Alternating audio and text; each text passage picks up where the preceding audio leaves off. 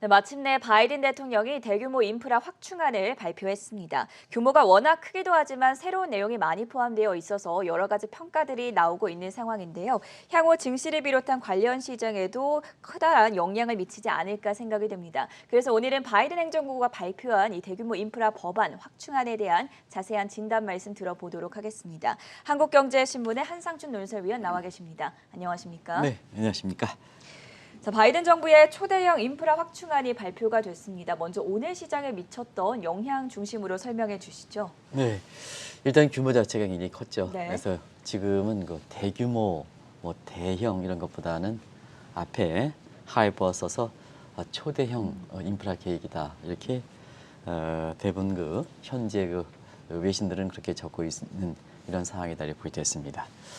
3대 지수 어제 이제 말씀드렸습니다는 새로운 내용이 많이 포함되어 있는 게 나중에 이제 우리가 보겠습니다는 사실 나스닥조에 업종되어 있는 편입되거든요. 네. 그래서 어제도 그렇습니다. 오늘도 사실 나스닥 지수가 비교적 많이 올랐다 이렇게 보여졌습니다. 그래서 새로운 내용에 대한 포함에 대한 기대 효과다 하는 걸 좀 말씀드리겠습니다. 그리고 세계 증시적인 측면에서는 어떠냐 하면 1분기에는 상당히 좀 변동성이 심했었죠.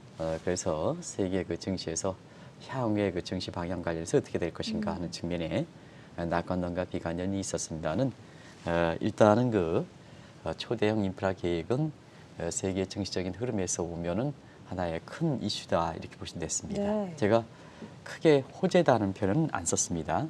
왜냐하면 인프라 확충 계획은 초기에는 기대 효과가 있습니다. 근데 바로 이게 실행에 옮겨지는 건 아니거든요. 세금을 마련해야 되고, 그렇죠. 그다음에 인프라 확충 계획은 시간을 갖고 보면 이게 인프라 확충 계획이 8년에 걸쳐서 이루어지는 거거든요. 네. 8년 그런 측면에서 이 호재다 악재다 하는 표현은 안 쓰는 겁니다. 왜 그러냐면 오늘 사실 2차분까지 해서 한 4조 달러가 이제 넘을 거 이렇게 보이는데요. 이번에 1차분이 2조 2,500억 달러 정도 되죠. 그래서 당초보다 상당히 많은 규모인데요. 주가의 상승폭을 한번 보겠습니다. 네. 오늘 다우존스 지수는 0.5% 정도뿐이 안 올랐습니다. 그리고 나스닥 지수 어제 이어서 올리긴 했지만 1.7% 정도 이렇게 올랐습니다. S&P가 4천을 넘었다 하는데요.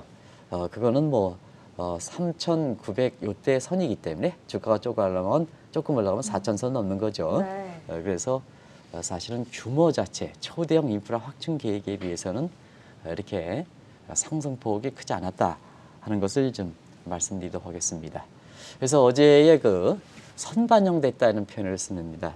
뉴스에 이렇게 사실 소문에 사고 뉴스에 팔라 이렇게 어제 그렇게 이렇게 진단한 시각이 전문가들의 시각이 있었습니다는 그렇지는 않다 하는 걸 말씀드리겠습니다. 선반영보다는 인프라 확충 계획은 단기적인 경기 부양책과는 좀 다릅니다. 성격을 중장기 계획이기 때문에 그래서 미국의 학계라든가 시장의 평가가 서로 엇갈리고 있다 이렇게 보였습니다. 그 엇갈리고 있는 만큼 2차분 계획도 이렇게 나와 있기 때문에 당분간 증시 움직임은 어제 말씀드렸던 1분기 이렇게 경제 성장률과 그다음에 1분기의 기업들 실적 이 모습과 함께 평가에서 상당 부분 증시 흐름이 좌우되지 않겠느냐 이렇게 봅니다. 초대형 인프라 확충 계획이 됐으니까 시장에서는 당연히 기대 효과가 있는 거죠. 그래서 어제 오늘 올라간 건 당연한 거다 이렇게 이제 보시면 되겠습니다. 그래서 앞으로 이게 지속 가능성이 있겠느냐 하는 측면에서는 지금 시간을 갖고 이 평가에서 이렇게 나타날 거다는 걸 말씀드리겠습니다. 그리고 오늘은 이제 외신에서 빠지긴 했습니다는 이 아케스코발 마진콜 대책 빠르면 다음 주에 나올 거 이렇게 보고 있습니다. 그래서 여기에 CFD 거래, Contract for 우리나라도 많이 하고 있죠. 디퍼런스에서 차액 거래 결제 같은 거 이런 거에 대한 규제가 있기 때문에 우리 전문 브로커제도 이렇게 도입되면서 이 문제에 대해서 우리나라도 좀 허용해 달라 이렇게 하는데요. 요게 어떤 쪽으로 먹힐 것인지 규제 강화가 이것도 한국 증시와 관련해서 상당 부분 이렇게 주목할 사항이다 이렇게 보겠습니다. 대체로 보면 규제가 상당히 5월에서 얘기가 들어서 상당히 강화되는 쪽으로 이렇게 나오고 있습니다. 이 또한 주가에 부담이 됐다 이렇게 보겠습니다. 전반적으로 놓고 보면 3대 지수는 올라가긴 했지만 당연히 올라가긴 하는데 그 폭이 규모에 비해서는 초대형이다 하는 규모에 비해서는 0.5%, 1.7%, 1.1% 그렇게 높지는 않다. 네. 이것이 향후에 사실 그 증시론과 관련해서 주목하실 필요가 있다는 걸 말씀드리겠습니다. 방금 전에 평가가 중요하다라고 말씀을 해주셨습니다. 일단 이 부양책, 인프라 관련된 확충안의 규모 자체가 예상보다 훨씬 더 크지 않았습니까? 네, 예상보다 컸다는 게 우리가 1월 20일 날 바이든 정부가 출범하고 나서부터 네. 향후의 미국 경제라든가 증시 입장에서는 앨런과 관련돼 있는 신조어를 우리가 이어질 필요가 있다. 네. 그러니까 1월 20일인가요? 방송했던 내용의 신조어를 그대로 한번 보여드리겠습니다. 자막자 한번 보여드리시기 바랍니다. 이 내용들이 바이든 대통령이 얘기할 때 속속들이 나왔기 때문에 한번 보겠습니다. 1월 20일 날 얘기했던 내용입니다. 아메리칸 레스큐 플랜, 국가 개조죠. 그다음에 빅 액트 내지는 액트 빅 전략, 임플로이먼트 매그네틱 폴리시. 영어를 그대로 쓰겠습니다. 왜냐하면 다들 뭐 영어들 다 아시기 때문에 어떤 분 같은 경우는 어떤 회장님 같은 경우는 영어가 그냥 그대로 나오기 때문에 그러는데요. 이게 오역이 좀 되는 부분이 있기 때문에 네. 다 그래서 다운 페이먼트, 그다음에 이퀴테이블 그로스 문제 이런 것이 이제 1월 20일인데요. 그 정책이 이번에 인프라 계획에 그대로 이렇게 용어 자체가 나오고 있다 이렇게 보겠습니다. 그리고 또 한 가지는 자 초기에는 부족한 것보다 사실 그 많은 것이 좋다. 이 하이 프레셔 경제입니다. 고압 경제죠. 고압 경제 모습이 그대로 나타났죠. 그래서 당초에 3조 달러를 예상했던 그 시각이 2차분까지 포함하면 4조 달러가 경우에 따라서 넘을 거로 이렇게 보고 있습니다. 네. 자, 그러면 이제 바이든 정부가 출범한 지 1월 20일에 출범했으니까 지금 2개월이 조금 넘었죠. 그렇죠. 2개월이 조금 넘었죠. 그럼 지금까지 쏟아낸 기업이 트럼프 정부 때 쏟아냈던 것과 어떻게 차이가 있느냐.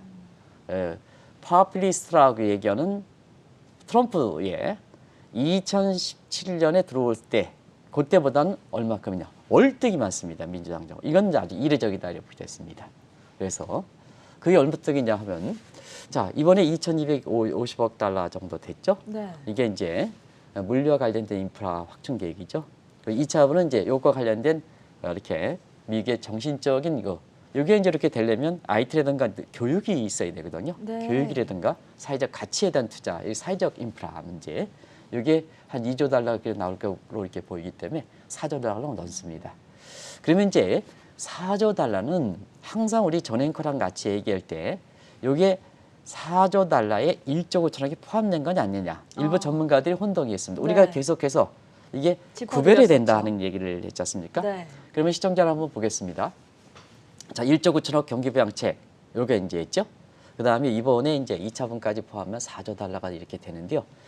짧은 순간에 100일이 지났습니까? 100일도 안 지난 시간에 지금 6조 달러를 쏟아내고 있습니다.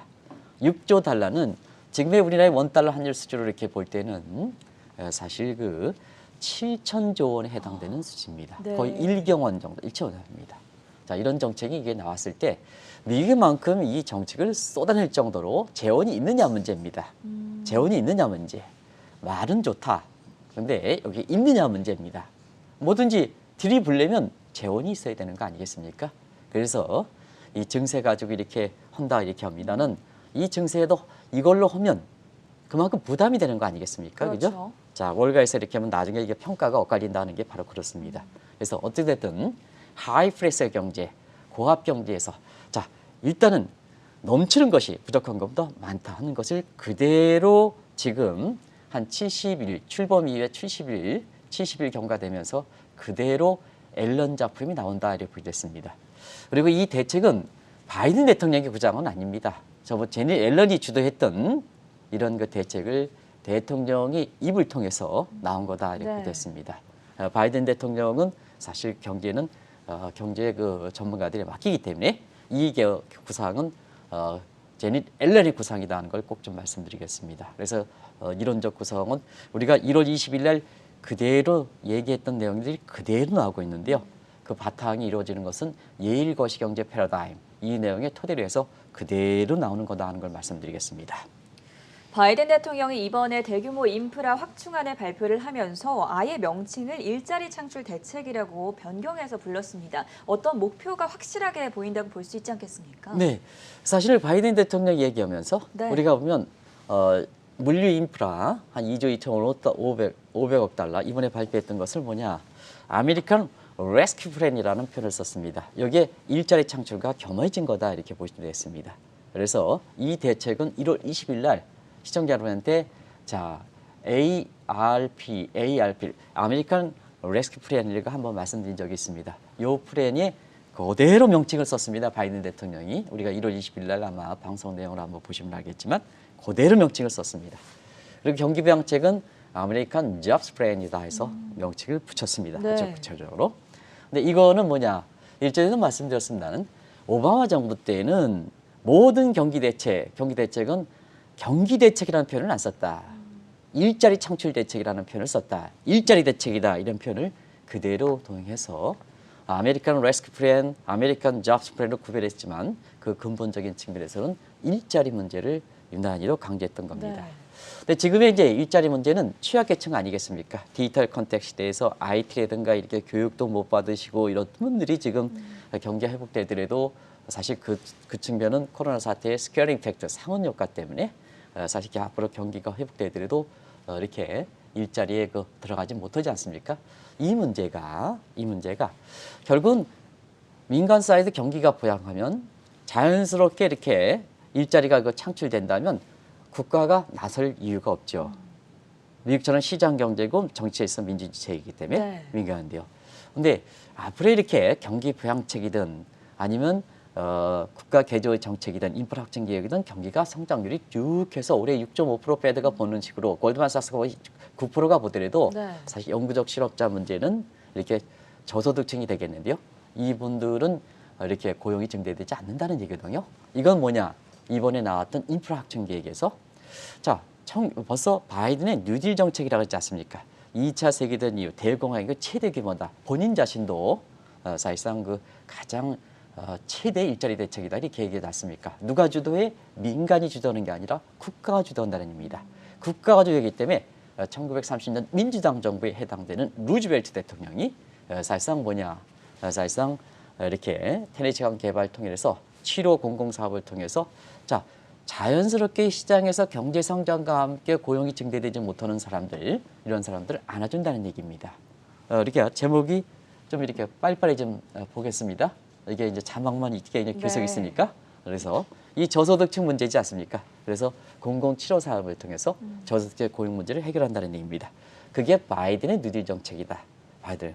그래서 그때 당시에 벌써부터 월가의 오해가 나오는 것은 특히 공화당 지지자부터 오해가 나는 것은 자 루즈벨트 대통령이 민주당 내인데 그때를 계기로 해서 1953년 공화당의 트루먼 대통령이 올까지 20년 동안 장기 집권했습니다.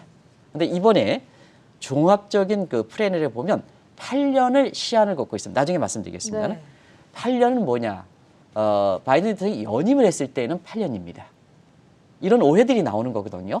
이 오해들을 그렇게 우리 국내 언론들이 그냥 이렇게 적어주는 내용 이외에 코노테이션을 보실 필요가 있습니다. 왜 이렇게 2조 이상, 4조 정도로 하는데 주가는 이렇게 많이 올라가지 않느냐? 다우 0.5% 그치느냐? 나스닥이 새로운 내용, 획기적 내용이 있는데도 우리 1.7% 끓이느냐? 하는데 월가의 뒷얘기 좀 이렇게 전해주실 필요가 있다는 걸 좀 말씀드리겠습니다. 어차피 정책이 처음 나오면 뒷얘기들이 중요한 겁니다. 명시적으로 드러나는 것보단 뒷얘기들이 중요한 겁니다. 그래서 학계라든가 시장의 평가가 중요하다는 걸 말씀드리겠습니다. 그런 측면이 있습니다. 오늘 뉴욕 증시를 보면 어제 오늘 그랬듯이 3대 지수 가운데 특히나 나스닥 지수가 상대적으로 가장 큰 폭으로 상승을 했는데요. 아무래도 당초 예상하지 못했던 내용이 담겨있기 때문이다. 이런 평가에 대해서는 어떻게 해석하십니까? 네, 사실상 우리가 보면 소문에 사고 뉴스에 팔아라. 그런 각도에서 보면 네. 가장 이렇게 주가가 많이 올라갈 수 있는 게 나스닥이죠. 왜냐? 당초 예상보다도 새로운 내용들이 포함되어 있기 때문에 네. 아시겠지만 전기차라든가 반도체라든가 나중에 말씀드리겠습니다. 이런 내용이죠. 이런 내용이 있어서는 역시 바이든 정부가 누차에 말씀드렸다시피 중국과의 경제 패권을 겨냥한 이런 측면이다 이렇게 보겠습니다. 공교롭게도 중국과 관련돼서 미국의 경제 정책에 포함될 정도로 중국이 지금 양에 대해서 정책이 나왔던 문제가 이번에 뜻하지 않게 이렇게 전기차라든가 반도체라든가 집중 첨단 기술 육성 산업이 이게 들어갔던 이유. 네. 이게 이제 양에 대해 일을 끝나고 이렇게 됐지 않습니까? 이 내용이 이제 주가를 반영하는 거다 이렇게 보이겠습니다. 근데 이제 공교롭게도 어제 이 문제를 말씀드렸기 때문에 제가 이제 간단하게 줄이고요. 요 대책은 항상 주목하셔 보일 게 IT라든가 반도체라든가 전기 같은 경우는 교육이 따라줘야 됩니다. 네. 이 교육이 따라져야 하기 때문에 이게 뜻하지 않게 많이 이렇게 오르긴 했는데 사실상 나중에 2차 분에서 발표되는 사회 교육 인프라 부분이 어떻게 백업 시킬 것이냐 하는 문제입니다. 이 백업 시키는 문제가 굉장히 중요할 거로 이렇게 보고 있습니다. 그런 과정에서 정말 이게 반도체라든가 뭔가 이런 측면에서 블루오션에 들어갈 것이냐 레드오션에 들어갈 것이냐 하는 측면입니다. 오늘 그 테슬라 같은 경우는 주가가 떨어졌습니다. 그렇죠. 떨어졌습니다. 네. 그다음은 전기차를 육성했을 때는 시청자 여러분 전기차에 있을 때는 자 기존의 인프라를 갖고 있는 폭스바겐이라든가 포드라든가 이런 게 자 인프라를 마련해가는 테슬라보다는 사실상 더 강점을 갖고 있다는 얘기입니다. 그동안 선도 입장에서 네. 자 국가가 정책 지원 없이 먼저 갔던 게 테슬라입니다. 그래서 선점효과 때문에 주가가 올라가지만 자 기존의 포드라든가 이런 폭스바겐이라든가 벤츠라든가 이런 업체 이렇게 보면 자, 이제는 이걸 계기로 해서 전기차라든가 뭔가를 붐업 시킨다는 게 붐업 시키면 이미 기존의 노하우를 갖고 있는 이런 쪽이 강하게 부각되는 거죠. 그래서 테슬라의 주가가 이렇게 오늘 상대적으로 떨어지는 거다. 네. 우리 서학개미분들 이런 것을 좀 염두에 두실 필요가 있다 이렇게 보시면 되겠습니다. 결과적으로 이렇게 정책적으로 전기차를 쫙 밀어주면 블루오션 시장이 레드오션 시장으로 바뀐다는 얘기이기 때문에 레드오션 시장에서 얼만큼 빨리 가성비를 만들어내는 거거든요. 가성비를 만들어낼 때 그동안 꿈이라든가 이상이라든가 이렇게 올렸었던 테슬라의 주가보다는 폭스바겐 주가가 더 많이 올라갈 수 있다는 얘기입니다. 그런 것을 좀 염두에 두실 필요가 있다 이렇게 보시면 되겠습니다. 그런 것이 이제 네. 시장에서 오늘 나스닥이 많이 오르는 가운데 테슬라 주가는 왜 네. 떨어졌을까 하는 것을 한번 생각해 보실 필요가 있다는 걸 말씀드리겠습니다. 여기에 또 하나의 특징적인 부분이었던 게 제조업에 대한 강조였는데요. 앞서 말씀을 해주셨듯이 아메리칸 잡스 플랜이라고 해주시지 않았습니까? 네네. 이 일자리 창출을 위해서는 무엇보다도 제조업을 강하게 키워야 한다. 이런 것들이 반영이 되지 않을까 싶은데요. 바이든 대통령이 이번에 발표하면서 제조업 부활 정책에 대해서 아주 명시적으로 네. 아주 강하게 부각됐죠.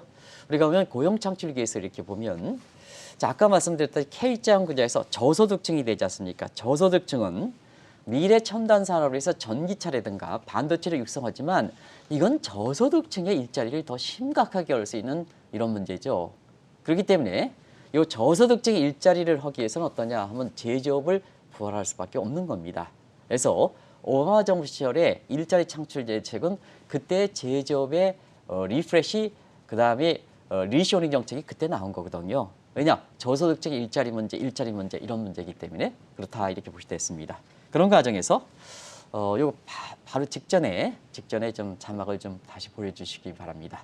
그래서 자 일자리 창출을 위해서는 저소득의 일자리 창출을 위해서는 제조업을 육성해야 된다는 네. 걸 말씀드리겠습니다. 그래서 오바마 없으면 제조업 분야 일자리 창출입니다. 마찬가지로 바이든오믹스도 오바마 정책의 부활이지 않습니까? 이번에 인프라 계획을 보면 지난번에 경기 부양책과 함께 오바마노믹스가 틀린 것이 거의 없습니다.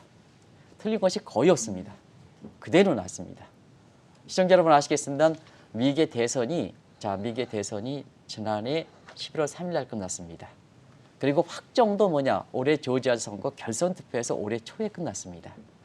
자, 그리고 1월 20일 날 출범했습니다. 제닛 앨런도 재무장관으로 임명될 줄은 꿈에도 몰랐습니다. 그런 과정에서 이 많은 일자리 창출 계획, 일자리 창출 대규모 계획이 나오는 그 바탕이 됐던 정책 구상의 기간이 그렇게 많지 않았다는 얘기입니다. 네. 그러다 보니까 이번에 나오는 대책들은 이미 임정책, 트럼프 지휘글에서 트럼프가 잊어버렸던 정책이 그대로 나오는 거다 이렇게 보여졌습니다. 그래서 1월 20일 날 저희들이 능력이 뛰어난 게 아니라 자 앨런이 이렇게 돌아올 때는 오바마 때 나왔던 정책 용어들을 잘 보셔야 된다는 게 그대로 드러나지 않습니까? 그런 것을 한번 잘 보실 필요가 있다 이렇게 보여졌습니다. 그래서 바이든오믹스는 일자리 창출 문제에서 자 금융위기 때보다는 이번에 K장 코로나 문제이기 때문에 또 앞으로 당신이 굉장히 강점을 갖고 있는 기후환경 변화 관련해서는 자 기후환경 변화 관련해서는 가장 큰 문제가 뭐냐 정보라든가 이런 문제 쓰나미라든가 문제에선 취약계층들이 당하는 거 아니겠습니까? 네. 취약계층들이 그래서 K자형 일자리 구조에서 앞으로 가야 될 문제에서는 이 문제가 더 문제가 심해지는 거거든요. 그래서 일자리 창출 문제는 오바마 정부 때도 일자리 창출 모든 경기 대책은 일자리 창출 대책이라는 명을 청했습니다는 이때보다 더 강하게 되는 거다. 그래서 경기 부양책으로 일자리 창출하고 그다음에 국가 개조 인프라에서 일자리 창출하는 거다 이렇게 보겠습니다. 국가 개조에서 특히 저소득층 일자리 창출을 하는 거다. 공공치료 사업을 통해서 이렇게 보시면 되겠습니다. 또 한 가지는 자 우리가 세계 가치 사슬 할 때 이 가치 사슬은 제조업과 관련된 융통합의 산업들이 가치 사슬의 중심이 되는 거죠. 네. 그런 측면에서는 자 시진핑이 내수위제 홍석 공급망 전략에서 세계 가치 사슬을 본인이 되겠다 하는데요. 자 미국도 뭐냐? 제조업과 관련돼서 중국이 가치 사슬에서 전부 뭐냐? 과거에 글로벌 전략해서 미국은 인건비가 높기 때문에 가라 우리는 IT 금융 서비스만 키우겠다 하니까 이게 코로나 사태에서 경제 피해가 많은 거 아니겠습니까? 그래서 비용이 높다 하더라도 K자 구조에서 저소득층 바이든 국가 트럼프 국가 간에 분리시키는 민주주의라든가 시장경제 창달의 제약용이 되는 국민 화합과 통합의 제약용이 되는 이 저소득층 일자리를 창출시켜야죠. 그러다 보니까 가성비 필요 없다. 가성비 필요 없다. 자 들어와라 하는 게 이제 오바마 정부 때 제조업의 리쇼링 정책, 네. 리프레시 정책이죠.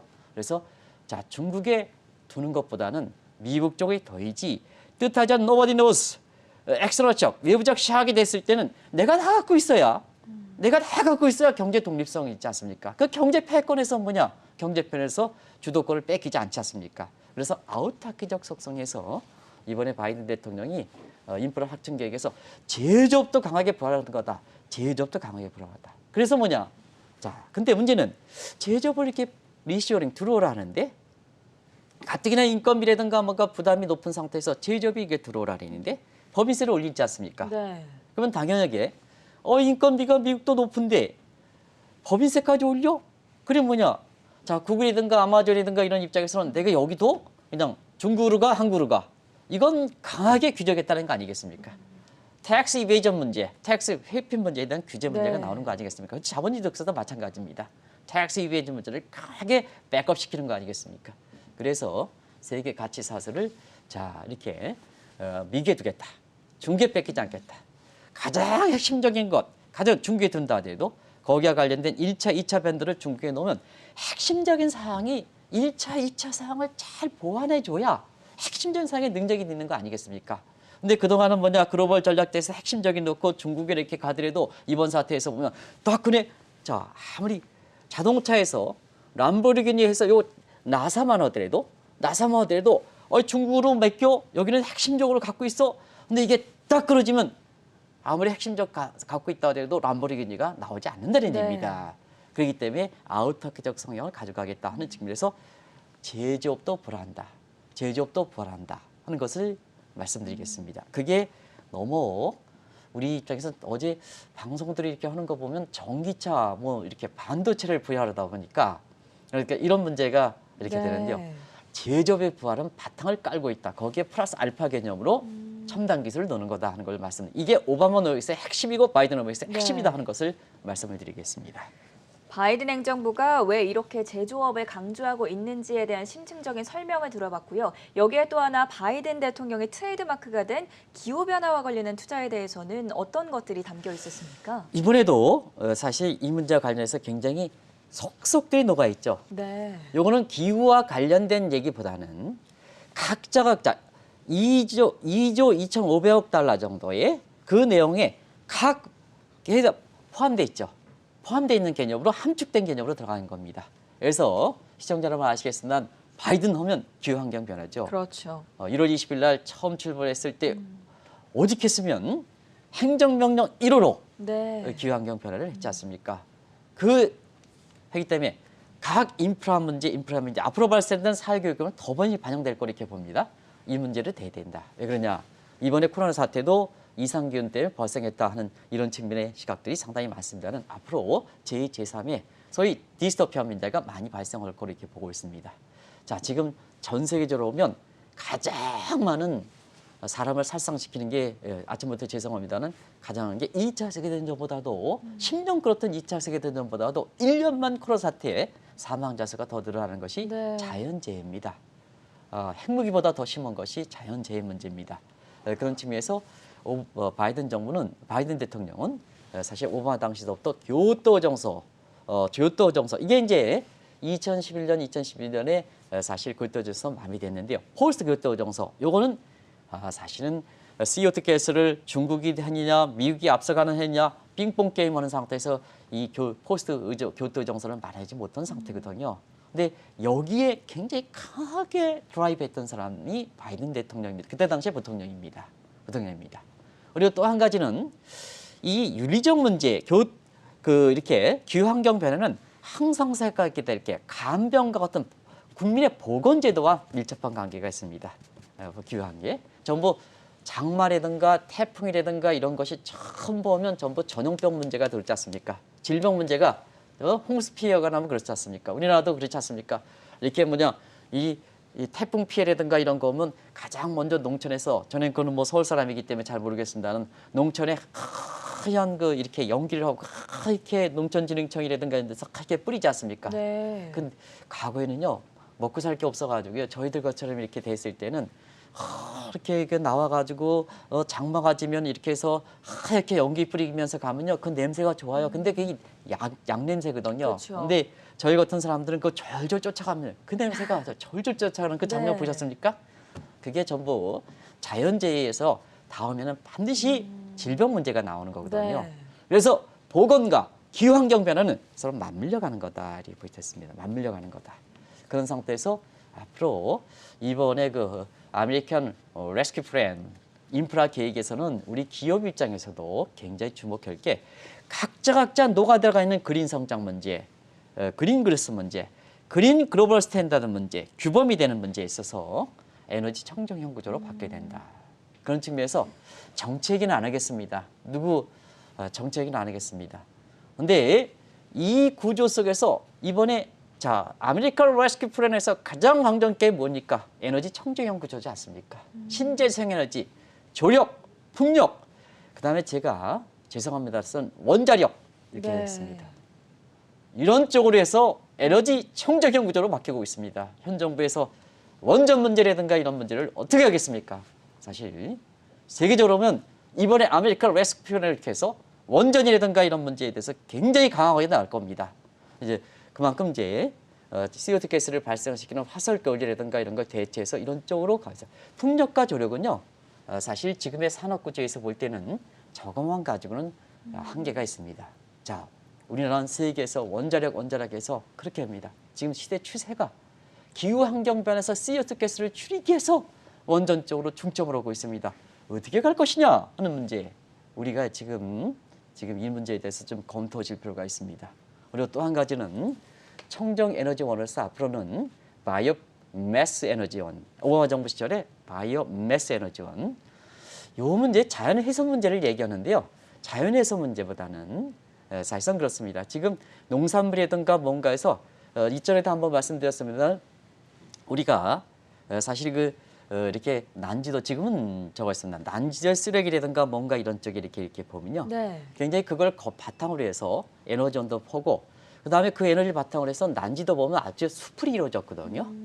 그게 이제 그런 측면은 사실상 여러 가지 측면에서 네. 공업력이라든가 뭔가 응용하는 데 있어서는 좀 한계를 보이는 그런 에너지들이거든요. 예를 들어서 과거 일제시대 때 한국에 민둥산이다. 민둥산 아십니까? 네, 네. 아시죠? 네. 이렇게 과거에는 이제 화석연료 때문에 그냥 전부 난구하고 이렇게 해서 솔가지 떼고 그랬던 네, 시대입니다. 네. 그러다 보니까 민둥산에서 이렇게 됩니다는 그때의 한국의 산립의 녹화 산업이라는 측면에서 녹화를 망친 게 아카시아입니다. 아카시아는 석성수입니다. 근데 네. 아주 이게 뭐냐? 아주 산림을 망치게 하거든요. 소위 건전한 산립을 하기 위해서 가성비적인 측면에서 쓸데없는 것, 이렇게 펄프라든가 뭔가 이런 쪽에 응용이 없는 네. 이런 것은 에너지, 바이오 패스 에너지 에너지로 쓰겠다는 얘기입니다. 그래서 CO2 가스를 발생시키지 않겠다는 얘기입니다. 그런 측면이거든요. 이런 것으로 가는 사람이 이번에 녹여 있다. 그래서 관련된 사람이 앞으로 유망업 쪽으로 뚫을 것이다 하는 것도 바로 이런 측면이다 하는 걸 말씀드리겠습니다. 바이든 행정부의 인프라 확충안에 대한 속속들이 면면을 살펴보고 있는데요. 사실 워낙 규모가 컸고 또 새로운 내용이 많이 담겨 있는 만큼 엇갈린 시각들이 나옵니다. 분명히 우려도 있을 것 같은데 이 부분도 함께 짚어주시죠. 일단 그 증세 쪽으로 가는데 그렇죠. 일단 말씀드렸다시피 증세 쪽으로 가더라도 적자국채 발행은 불가피하다. 규모 네. 자체가 크기 때문에. 근데 이제 우리가 이 문제 전에 법인세를 제일 먼저 끌고 갈 것이다. 법인세를 끌고 가시다. 이렇게 이고 부유세 문제를 이렇게 대고 하는 적에서 이 내용을 아시죠? 증세하면 자 이렇게 해서 코로나 사태 뜻하지 않게 돈을 번 사람들이 네. 대형 기술 산업과 부유층이다. 이 보난자 이펙트. 자기 노력에 의해서 뜻하지 않은 코로나에서 얻었다. 이거 거둬들이죠. 그다음에 자기 실력에 관계없이 스케어링 이펙트, 상흔 효과가 있는 사람. 내가 노력했는데도 불구하고 코로나 사태 때문에 어쩔 수 없이 안 되는 사람들입니다. 요건 좀 국가가 조정해 줘야죠. 근데 이번에 재원 확충 방안에서 그대로 나왔죠. 한번 보겠습니다. 재원 확충 방안. 자, 법인세. 이번에 뭐냐? 법인세 해서 사실 그 대형 기술주라든가 대형 기술업종 같은 경우는 뜻하지 않은 효과가 있었죠. 그래서 거기에 법인세를 당초에는 한 25% 정도 이렇게 받는데 한꺼번에 21에서 28%. 그러면 그만큼 대규모로 때려다 보니까 증세를 현상에서 법인세를 올린 거죠. 그 전에 뭐냐 적자국채 발행에 따라서 부담 때문에 금리가 올라가니까 증세 쪽으로 더 세게 하다 보니까 법인세를 한꺼번에 올리는 거죠. 네. 근데 이것만이냐? 이거 가지고 부족합니다. 이거 가지고. 그래서 앞으로는 초부유세, 자본이득세, 소득세 이런 것이 있잖아요. 앞으로 줄여진다 이렇게 네. 되었습니다. 증세는 계속해서 나올 것이다. 근데 우리가 상흔 효과가 있었지 않습니까? 상흔 효과. 근데 이번에 이제 대책에서 보면 법인세 인상하지만 연간 소득이 40만 달러 이하. 요거 계층. 연간 달러 40만 계층 이하. 요건 증세를 안 하겠다는 입장이지 않습니까? 고스란히 보난자 이펙트, 스케어링 이펙트, 보난자의 거에서 증세해서 밑에 사람들은 증세하지 않겠다는 입장이지 않습니까? 이런 입장을 그대로 보이는 거다 이렇게 됐습니다. 그리고 앞으로 증세 문제는 계속해서 나오는 거로 이렇게 보이는데요. 네. 이렇게 보면 법인세라든가 이런 게 나와서 증세 문제에서 월가에서 지속적으로 관심이 될 거다 하는 걸 말씀드리고요. 그다음에 적자국채도 당초보다 줄었긴 했지만 계속해서 오늘은 금리가 안정됐다 하더라도 금리라든가 또 적자국채는 부채거든요. 그렇죠. 적재적 부채, 부채 논쟁이 7월 예정될 것이다 하는 것을 말씀드리겠습니다. 자 그리고 금융 완화, 네. 그리고 재정 더 부초. 그다음에 사실 작년에 베이스 팩트에 따라서 3월 이후부터는 물가가 굉장히 높게 나올 겁니다. 당장 이달 10일에 전회에서 발표되는 3월 물가가 나오면 인플레 논쟁은 아주 가열된다. 이런 것이 사실 오늘 주가가 생각보다 많이 끌어올리지 못했던 배경이 되고 있다 이렇게 보겠습니다. 사실 이번 인프라 확충 계획에 대해서 가장 불만이 많은 쪽이 트럼프 지지층이 아닐까 싶습니다. 벌써 상원 쪽에서 통과가 될 수 있을까 이 확충안에 대해서 의구심들이 나오고 있는데 이 부분에 대해서는 어떻게 보십니까? 네, 사실은 그 앞서 말씀드린 같이 바이든 정부가 지금 출범한 지 100일도 안 되기 때문에 네. 사실 이렇게 대형 인프라, 그것도 중장기 8년의 계획을 입안할 수 있는 시간적 여유가 없었다. 그러면 오바마 부활이죠. 오바마 노이스.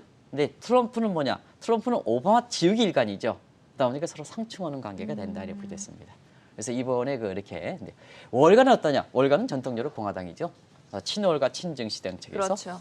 그래서 주가가 생각만큼 이렇게 반영되지 못하는 측면이 있다 이렇게 됐습니다. 그리고 이것이 이제 상원에 통과해야 되는데 경기부양책은 통과할 수가 있습니다. 근데 경기부양책도 굉장히 어려워서 작년에 9월달에 나왔던 것이 올해 지난 2월달 3월달 초에 통과했습니다는 사실 이 문제는 굉장히 8년의 기간을 갖고 있기 때문에 상원 통과가 굉장히 난항을 겪을 거를 보고 있습니다. 네. 이런 측면인데요. 그래서 이 트럼프 지지층을 통해서 반대로 하는 시각도 상당히 많다. 그래서 상원 통과되느냐 이 문제 난항이 예상된다 이렇게 됐습니다. 그러다 보니까 오늘 월가에서 나오는 평가를 보면 Nifty 50라는 표현을 썼습니다. 어떤 내용입니까? Nifty 50는 50대 50 이렇게 Nifty 네. 50. 그래서 일방적으로 이렇게 환영하는 것은 아니다 이렇게 됐습니다. 그런 과정에서 월스트리트저널이라든가 이런 글로벌 IB들이 이 내용은 전해드렸습니까? 이거 8대 유망 업종 이렇게 얘기하는데요. 이게 브로드밴드, 반도체, 전기차, 배터리, 신재생에너지, 제약, 간병, 건설주택, 엠트랙 같은 거. 엠트랙 신현희 씨 엠트랙 아시죠? 엠트랙은 이제 저도 많이 이제 1년에 한 번씩 타보는데요. 미국에 들어갈 때마다 제 개인적인 이유가 있어서요. 뉴욕에서 버스턴 가는 국유 철도입니다. 아마 무슨 영화인가요? 출근할 때 영화 해가지고 그게 브레이크를 안 걸려서 그래서 했던 네. 이런 영화 그 생각하는데요. 이런 입장인데요. 자, 여기서 한 가지만 더 말씀드리고 끝내겠습니다. 네. 이번에 SOC의 핵심적인 내용일수록 시한을 공교롭게도 8년 하고 있습니다.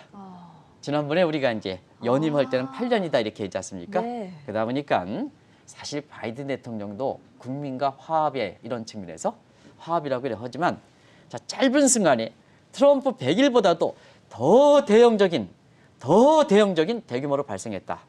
이게 퍼플스가 아닐까.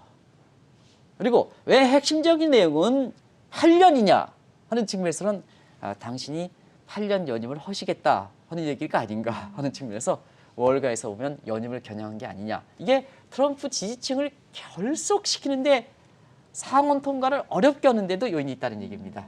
이런 내용도 좀 핵심적으로 잘 보실 필요가 있다는 걸 말씀드리겠습니다.